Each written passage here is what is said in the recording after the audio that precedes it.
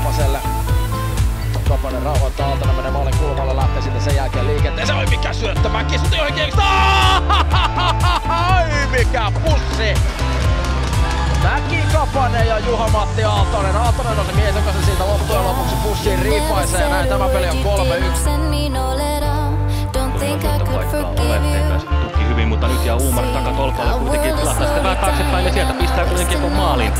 Umark menehtyy aivan nolla kulmaa ja näyttää siltä, että lähtee enemmän syöttöpaikka hakemaan, mutta ehkä tämä sitten hämäkin sen verran Teemu Lassila, että siitä jää kulma auki ja sieltä lähes maalin takaa. Linus Umark pistää tämän ottelun avausmaalin. Meneekö se vielä Lassilan kauttakin siitä sisään?